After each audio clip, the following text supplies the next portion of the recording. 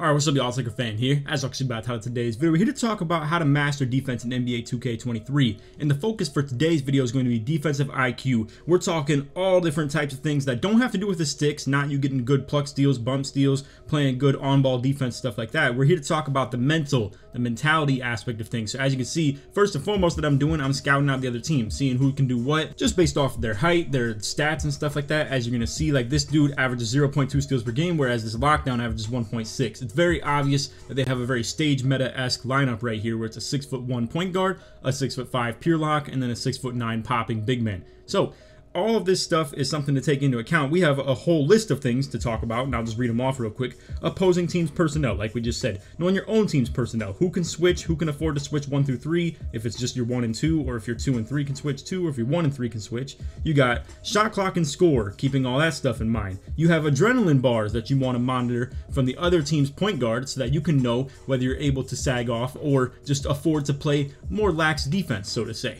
We have all types of stuff. Off-ball defensive IQ. In today's gameplay, we have 2 different videos as well. One is going to be with pick and roll, pick and pop, like you're going to see in this one right here. And the switch IQ that you're going to see me and Spillboy working off right here. And then we also have ISO defense of shrinking the floor. So like I said, lots of stuff that we're getting into in today's video. I hope y'all enjoy. If you do, for to drop a like, sub if you're new to the noties, all that good stuff. And like always, try to 1 to 2,000 likes. So again, shot clock getting really low. This is the first thing I want to talk to you guys about, pick and roll defense. You can see, you're not gonna be able to see the communication because I was actually in Discord with these guys and not Xbox party chat, so it's not popping up in this top left like it normally does. But you're gonna see point guard's running toward me. I'm telling Spill right now, get back on the big man, because I'm taking him on that switch so he doesn't have to fight through this. But you have to be prepared on that other side of the screen to be able to take away the backside. And as you're gonna see, he was perfectly on it. Boom, we get a great block. However, a little bit of a scramble mode. Now, this is another thing too. Do not freak out, crashing rebounds when you shouldn't. And even though he gets a good shot off on me, this time I'm able to come help on the rebound while Spillboy gets the box out. Instead of last time where I was a little bit more tied to him as far as contesting his shot and not being able to drop to help for the rebound. Alright, now real quick to get through a little bit of the gameplay and get to the actual parts that we're talking about. You're going to see Koza right here. Also, shout out to Koza. He's a real good guard. This is the first time that we had ever played together, just to keep that in mind as well. So there will be a couple times that maybe we struggle to get stuff to go. And he generally does not work with like pick and roll bigs. It's mostly just ISO or pick and pop, so to say. But anyway, as you can see, fast break 2 that they get in transition right there. Koza goes for a nice little rim run off the high hedge. That's another thing too that we can maybe talk about. Playing super high hedge defense can be tough at times. Whereas what we'll be doing a lot of the game that you're going to see right here is playing sides defense. Like me and Spill pretty much just playing sides. As you can see, they're targeting Koza like crazy though. As you can see right here though, nice rotations. I pick up the big. Spillboy is going to pick up the point guard. I will say right here from a defensive IQ aspect as well, you definitely want to wall off this wing if you're Spillboy right here. You want to get as vertical toward this right here as you can, because he is going to be trying to hammer that thing back up at you.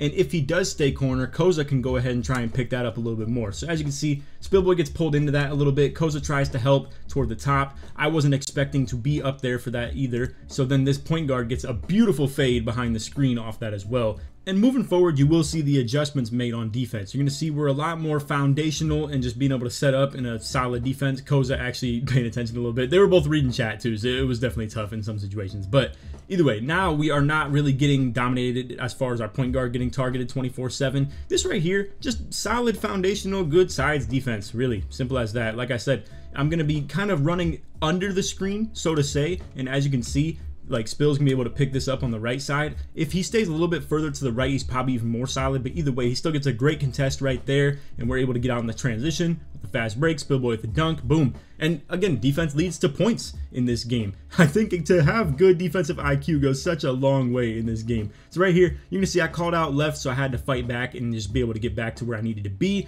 Right here though, you're gonna see once again, beautiful sides defense on display. I'm gonna be able to just get the quick drops off again. And once again, defense leads to points. But to display this one a little bit as far as your pick and roll defensive IQ, this all starts from what I did at the very beginning of the play right here. So you can see I try and like hawk down, but low key, like I said, I'm planning to get on that left. So I'm already seeing Spill overstep to the left a little bit, and I want to adjust and like let him know I want him on the right, me on the left. So I just go ahead and just bail from the press a little bit. And again, once this slip happens right here, now I am no longer playing Spillboy's left. He is all on his own, and if the point guard moves back to left, it's up to Spillboy to actually stay with it. And this is where a little bit of miscommunication can happen at times, but to make plays in this pick and roll defense, you have to be on this stuff. When you see that slip go, you got to go with it too and get ready to hawk that lane. Simple, boom. And again, like I said, leads to fast break, easy points in transition. This year's game, more than any game, defense can literally win you games, and I truly do believe that, and it's a beautiful thing to see as well. And really, I think IQ is what sets you apart as well. Right here, I'm also telling Spill, like, this is just something that I've started to learn to start to call out. Instead of calling sides, I'm telling him where to play. So I'm telling Spill, watch corner, because low-key what can happen is they may just displace this pick and popper entirely. What kills sides a little bit is pick and pop slips. So for instance, the big man were to go from the top of the key right here and not even set a screen and just run directly to the corner. If he does that, I want Spill to take the corner and bail from the point guard, and I'm going to press up on the PG if he were to have slip popped right here. However, if he slips to the basket, then it is all just based on where the point guard is moving. So for instance, if the point guard is moving to the left right here, the slip is now Spillboy's job, because as you're going to see, I am now taking the point guard fully. Whereas if he just kept on running corner and then the big man slipped down to the paint, then big man would have been my job, because the point guard is running towards Spillboy's side. So again, sides defense, an absolute killer for anything to do with pick and roll D. You're gonna see he kind of works me right there, but either way, now we're back on this again, because once again, Spillboy is ready to pick up my right side. So if I overplay that left real hard, and again, really bad jump right here, I just get out of position and I play the right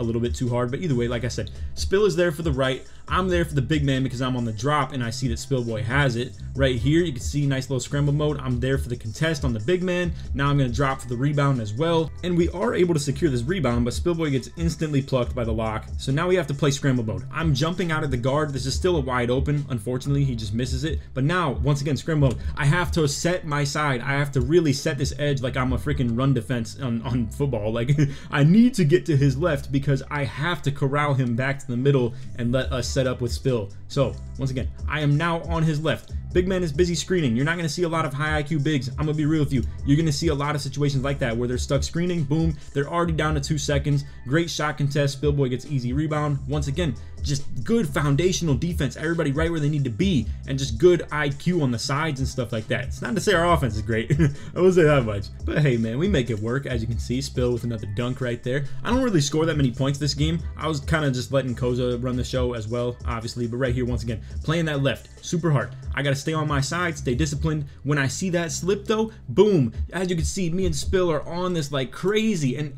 hey, listen, if you clicked on this video and you're mad at the breakdowns and the rewinds, I'm here to tell you right now, A, you didn't click on the right video in the first place. B, you definitely didn't click on the right channel, because I am here to break stuff down. All right.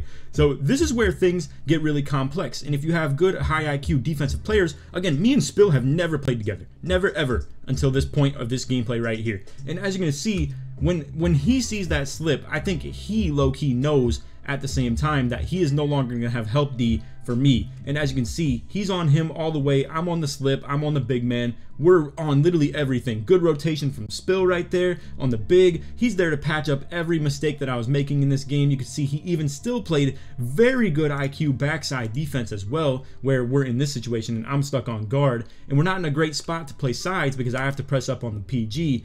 As you can see, he does step, unfortunately, barely too high, and then they get a really tough dunk right there. That's a very low efficiency rate, if we're being completely honest. But again, great defense. Everybody right where they need to be. 24/7. All right, so then Koza gets a midi crab right here, and we're able to push the lead to 18-10. I want to showcase this possession extremely, though. It's going to start with us thinking to play sides defense. As you can see, I'm showing the left really hard, but as you can see, when the big man starts rolling down, now I tried to account for that, and I'm on the backside, so now I'm telling Spill, let's go front back with it, pretty much. Because now I'm not on his left super hard, and I can see he's playing middle really, really hard, so it's unpredictable which way he's going to start playing, or if we're in sides. Once again, he's not really leaning to the right extremely hard, and I'm not leaning to the left extremely hard. So here we are, shifting into front back defense straight like that. And now I'm just playing hedge D. I'm going to step out to the guard if he ever gets open on stuff like that, trying to play the roll lane. Now unfortunately I get caught, and the big man, once again, like I said, because he's able to shoot, catches me lacking, and unfortunately I make a bad mistake right there. But again,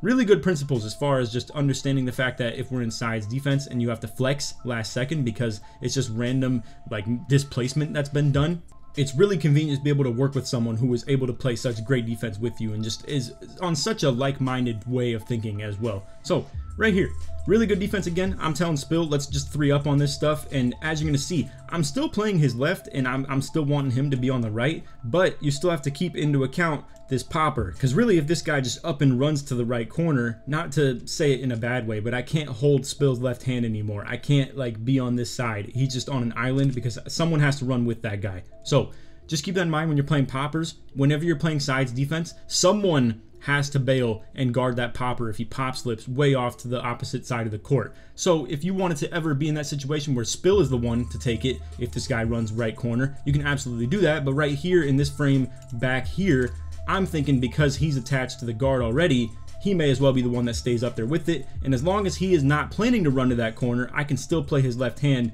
really hard. So that's what we pretty much do right there. You can see he plays some really good defense. Once again, at the end of the day, if they get a 2 right there, it is what it is, because we're going to end the game on this possession right here. You can't always think like that, though, in this year's game, I will say, because you're always one pluck steal away into a 3-point transition 3 from literally this being an 18 to 20 game, and then all of a sudden they're only down by 1 possession. But as you can see, Koza with a nice little hezzy into the corner fade right there, 7-game streak, and I gotta say, I was having a lot of fun with this lineup. The only downside, though, is that obviously Koza is a little bit limited defensively, and again, we gave up 5 points just off him getting shot on in the corner and then getting babied as well. But again, this was done with IQ on defense. We only had 1 steal, and it was just me on that passing lane. But like I said, we had 1 steal, 1 block. Nothing super crazy as far as just spamming our X button, doing anything stupid like that. It was just good IQ defensively and good communication, being on the same wavelength, me and Spillboy, literally just 2-man D in that thing. Alright, so now here we are with another gameplay, and this is with my actual squad. So this is with Tonic, with Zeke. Zeke's on the 6'8" point guard, Tonic's on a 6'9", I'm on a 6'9", so we're able to pretty much switch everything. The only limitation is that Zeke doesn't have amazing rebound. It's still good enough to secure a box out, same with how Spillboy's was, but when we're playing like this, I definitely prefer to keep Zeke away from bigs. Personally, I'd rather him be on the 1s and 2s. So this is where I'm saying, as far as the switchability, Zeke at the point guard, in my opinion, can guard 1s and 2s. I think personally I'd rather keep me and Tonic on the 3s, and we'll just leave it at that. So Zeke will always be essentially trying not to switch on the bigs. So that's where we'll be in front back defense with him. But in this gameplay, you're going to see mostly ISO. So now we're here to talk about switching arrows, how to get them, because I failed to do it in this first possession. And then also, I got to say too, off-ball defense. So first and foremost with Tonic, I'm sure he has to feel this guy out a little bit because he's not really aware that he's just going to be a catch and run demon like that. But this right here is such a 2K23 thing. I cannot even stress to you guys enough. You have to be aware of this. So the problem with this year's game is catch and run, as you're going to see, gives you like a jolt of speed that's so unbelievably unrealistic, it's not even funny. And I think it's one of the things that I want to make a video on pretty soon right here, because a lot of the pick and pop teams are dominating people with this, where they just randomly throw to their pick and popper, and then you have to close out really fast. And because you have to close out really fast, like Tonic does right here, he can just run right by you and dunk. Simple as that. So as far as defending that, you obviously have to play a little bit off. Go ahead and just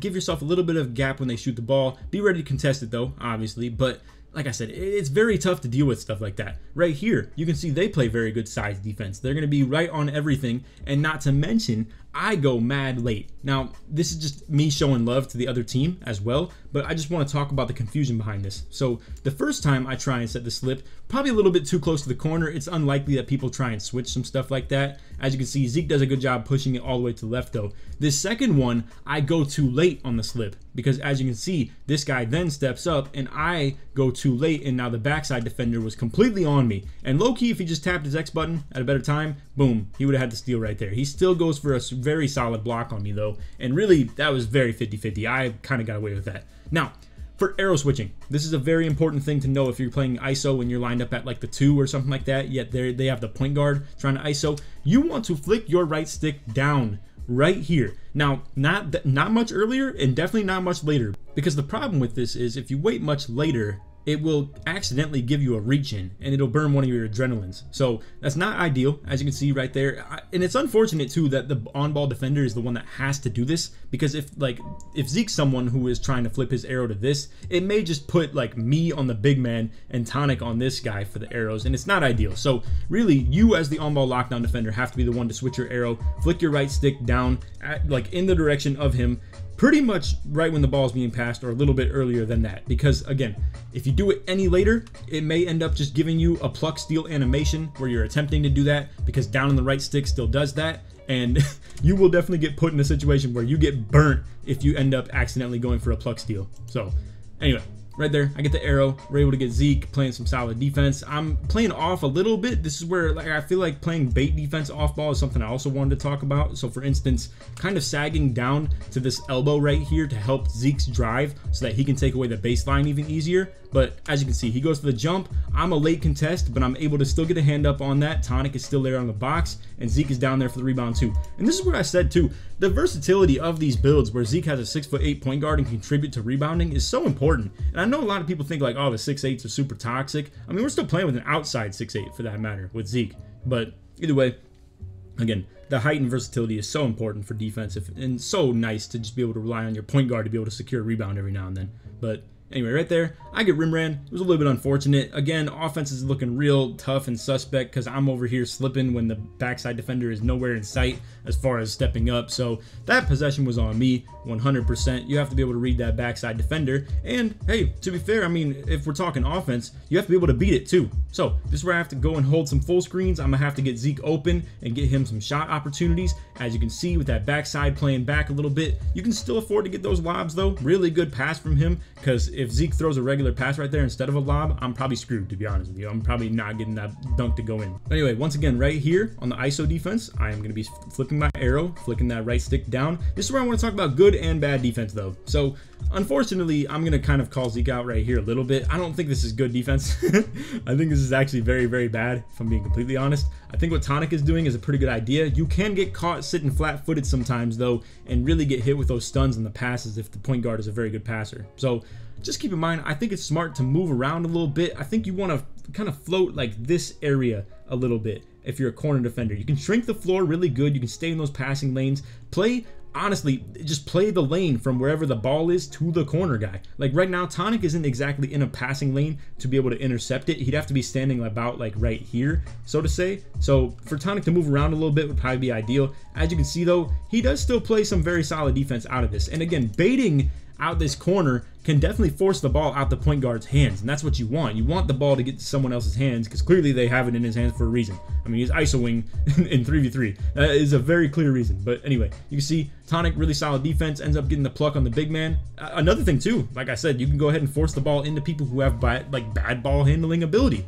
You force it into their hands and they could make mistakes. Whereas this guy right here, probably not as prone to making mistakes. You can see right here, I am playing his left pretty hard, because if he were to ever like just kind of abruptly run, even though his big man's not at the court yet, I'm pushing him into Tonic right here because he has me beat. So I want Tonic playing my right side right here, because again, this is a two on three right here. They have two guys down. He is completely out to play. So even though I'm burnt, I'm playing his left, because if he like hard runs to the right, Tonic can just pick him up and I'll just pick up Tonic's guy. Simple. It's really good for ISO. It's really good for pick and pop. It's a really good way to defend that stuff, and you can really get some blitzes and some steals out of that stuff too. So right here, Tonic playing a pretty solid lane. He's going to get a nice little recovery. I'm recovering, but then I end up getting beat to the corner. If he corner fades that to the three, I'm sure he absolutely would have shot it. I'm guessing with the midi, he didn't exactly want to shoot the ball. So I get a little bit lucky there, 100%. Right here, you can see I drop down for the rebound. Tonic secures a really good box out though, and we're all good to go. All right, so again, I'm not here to talk about offense, but I just want to talk about maybe how to counter or beat this defense where they're playing extremely like front and back, where this guy is kind of just sitting paint. As you can see, you really just have to hold screen. And if this guy steps out super far, again, this is where lack of versatility at the point guard can come to hurt you, because I have a 94 offensive rebound pick and roller right here at this position, and this guy probably can't rebound too well. So then all I have to do is pretty much just run to the corner and try and box this guy out. So either way, and as you can see, he didn't really even commit to the contest either. He just kind of like tried to get the ghost, so to say. And ironically, I still would have beat him in the box out anyway. Now, they did 3-on-1 me on the board right there. So if Zeke just misses, or if you are playing with a bad point guard who's just going to miss shots like that 24/7, it's going to be tough for you, 100%. But anyway, right here, once again, corner pinch. I mean, we really could have got a steal off this. This is a tough situation for him, because really, like, if Tonic didn't reach so late, I probably would have even got the bump myself. It's just unfortunate, because I'm sure Tonic was trying to reach about right there where the ball was in his left hand and could have got the bump himself. Again, I'm going for the bump steal myself too, and I think I was in a good spot for that as well. But again, corner shrinkage. I mean, he can't get that ball to this dude to get a corner 3 off, and if he does catch it, he's going to probably run baseline. That's where as a corner defender, you can just cut that baseline off. If he runs super hard to the middle, I'm there to pick it up and blitz that, and then Tonic can switch on to pink hair. It's all about just playing angles, placement, and knowing just how to flow and just like run with a team, essentially. This possession is probably the best example of it. So right here, I might get stuck on this guy, so I'm still playing the left pretty hard. But right here, Zeke's able to get that switch off, so I'm going to go ahead and just boom, like zoom up to the top. Now check this one out. Because I'm a little bit displaced, I'm now playing his right, especially when I see this guy come up to the wing. I'm playing his right extremely hard and pushing him into Zeke. He can move to that left all day as long as he wants, because now I'm on the roll and I'm on the pop. Like if he goes to the paint, I'm on it. If he's on the top of the key, I'm on it too. So nothing is open off that as far as what they're doing. So once again, this all stems off of me playing hard right on the ball handler right here and forcing him into my other teammate, where obviously again this guy was not going to just spot up in the corner. He moved to that wing as I saw that, so I'm able to just deal with it, and then boom, like I said, versatility. You got your point guard on the point guard, and now I'm once again on the pop or the roll. I was exactly where I needed to be for that stuff. Once again, Tonic with a little court shrinkage. I'm down there for this guy. I'm here for whatever he's doing. I'm also trying to play a backdoor on ball lane, so right here I would have the potential of tapping my X where I back up a little bit, because nobody likes to shoot mid-ranges in this game either, for that matter. And with 4.3 seconds though, I don't want to tap my X unless I have to, because I might accidentally reach on him if he doesn't pass the ball. However, he does pass the ball, but either way, Zeke's there for some pretty solid defense, and now is where I talk about shot clock awareness too. So once again, I was already talking about shot clock awareness when I'm talking about not wanting to reach right here, because I maybe will try to play the passing lane, but it may just accidentally give me a reach in if he doesn't pass the ball, which you do not want reach-ins with 4 seconds left on the shot clock. It's going to reset it to 14. You don't want that. It's horrible for defense. So right here though is where I'm talking about shot clock awareness. I wasn't going to jump until I saw that he goes for this pump fake right here. I don't want to jump because I'm going to be able to just run around to one of these guys, but as you can see, it was very obvious. They don't have time to get a pass and then another shot off, so he has to commit to the close shot attempt right there, and boom. I mean, it's literally just playing shot clock awareness and going for that block at the end of the clock where you're going to be able to take advantage of that. He doesn't have time to pass the ball anywhere. Alright, so next possession up, you're going to see this point guard going extremely hard for steals and reach-ins. This is where you get burnt. I'm telling you guys, like, you can't just spam your X button and expect that it's going to work this year. If you're playing people with a brain who know what they're doing on offense and are staying away from that BS, then you can definitely, like, make them pay for it. I'm telling you. Right here, I am actually telling Tonic, like, to stay at home and not go for the chase downs and stuff like that. But, however, even if he did pass over to Tonic's guy, as you can see, I'm trying to play 3-up defense, so I could easily rotate over to this if he did dot this. As you can see, I did not go for a jump myself because I was a little bit worried Tonic might do that. But really, to be honest with you, I don't even hate the idea of dropping on stuff like that. A 2-point dunk is like a 100% take in this game, and a 3-pointer is really more like a 50% shot or like 60% shot in this game. It's definitely not 100%, especially depending on who you're leaving. So anyway, this one right here, kind of fire. It's just an offensive possession though, so like I said, defensive video. I don't want to talk about it too much, but as you can see, I'm literally just running with my icons up because I see a man is down. I'm waiting for us to spread the court out and see where Tonic's going to be at, and boom, we're able to get that off real nice. As you can see, once again, switching arrow in time, not getting that accidental reach in. Again, I am just 3ing up on him extremely hard. I'm not worried about his drives. I'm not worried about anything like that. We're just playing the 3 all day. So right here, once again, Tonic just play the 3 real hard. Nobody leave. Nobody goes super hard for that. Now, unfortunately, however, this is where I could have got caught lacking a little bit. This is where I got to be even more on top of this stuff, because as you can see, you have to know, big man, he's in the middle of the court. If he gives this ball to my guy, I need Tonic up there, though. And this is where maybe that was my hesitance, was if I just only play the left super hard, that he maybe would have had a shot if Tonic wasn't there for it. As you can see, though, Tonic tries to adjust and get over to the hedge on the left, but either way, bad defense from the two of us right there. We're lucky that he just misses a wide open shot. As you can see, we throw a lob, doesn't get it, and now I'm back down, throw the corner. A little sloppy offense and defense for those last 2 possessions. Anyway, I'm just going to come to the top. I'm going to end this game right here. Come to the top. I could have just slipped right down the middle and gone for the quick drop, but, you know, we like to dunk on him for a little swag, so we get the green contact right there.